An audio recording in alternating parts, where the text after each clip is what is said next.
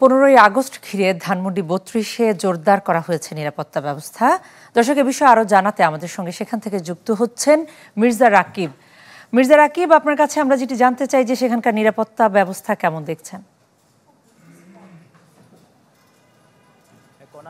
ধানমন্ডি 32-এর যে নিরাপত্তা ব্যবস্থা আমরা এসে দেখলাম, সেখানে আইনশৃঙ্খলা রক্ষাকারী বাহিনীর পর্যাপ্ত উপস্থিতি আমরা দেখতে পেয়েছি। আগামী 15ই আগস্টকে কেন্দ্র করে কিন্তু এই জায়গাটিতে যাতে কোনো প্রকার অপ্রীতিকর ঘটনা না ঘটে, সেজন্যই কিন্তু প্রশাসনের পক্ষ থেকে পর্যাপ্ত নিরাপত্তা ব্যবস্থা নেওয়া হয়েছে।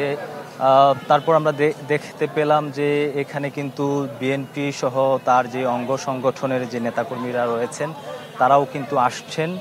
অর্থাৎ তাদের আসার কারণ এই জায়গাটিকে কেন্দ্র করে আওয়ামী লীগ বা তার যেই অঙ্গ সংগঠনের যেই নেতাকর্মীরা রয়েছে যাতে এই জায়গাটিতে এসে কোনো প্রকার অপ্রীতিকর ঘটনা না ঘটাতে পারে, সেটিকে রোধ করতেই তারা আসছেন বলে আমাদেরকে একাধিক বিএনপির এবং বিভিন্ন অঙ্গ সংগঠনের নেতাকর্মীরা জানাচ্ছিলেন। কিছুক্ষণ পূর্বে এখান থেকে দুজনকে আটক করা হয়েছে, একজন ছাত্রলীগের কর্মী এবং আরেকজন যুবলীগের কর্মী বলে আমরা জানতে পেরেছি, এবং তাদেরকে কিন্তু পুলিশের কাছে হস্তান্তর করা হয়েছে। পুলিশ তাদেরকে তাদের হেফাজতে নিয়ে গিয়েছে। তো এই যে ধানমন্ডি যে 32 নম্বরের যে প্রাঙ্গণটি, এটি কিন্তু এখন বলা চলে যে নিরাপত্তার বেষ্টনীতে ঘেরা। আইন শৃঙ্খলা রক্ষাকারী বাহিনী কিন্তু দুই দিকেই কিন্তু ব্যারিকেড দিয়েছেন এবং পর্যাপ্ত আইন শৃঙ্খলা রক্ষাকারী বাহিনী, জল কামান সহ এপিসি কিন্তু আমরা এখানে লক্ষ্য করেছি।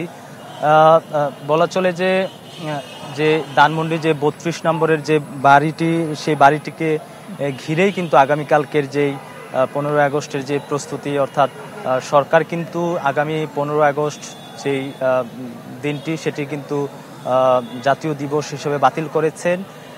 এদিকে কিন্তু আমরা দেখতে পেয়েছি আওয়ামী লীগের সাবেক প্রধানমন্ত্রী শেখ হাসিনার ছেলে সজীব ওয়াজেদ জয়, তিনি তার দলের যে নেতাকর্মী যারা রয়েছেন তাদেরকে সকল ভয় ডর উপেক্ষা করে এখানে আসার জন্য বলেছিলেন। সেটিকে কেন্দ্রই করে কিন্তু এই আইন শৃঙ্খলা রক্ষাকারী বাহিনীর এই পর্যাপ্ত উপস্থিতি আমরা ধানমন্ডি 32-এ দেখতে পাচ্ছি। তো এই ছিল আমার কাছে সর্বশেষ।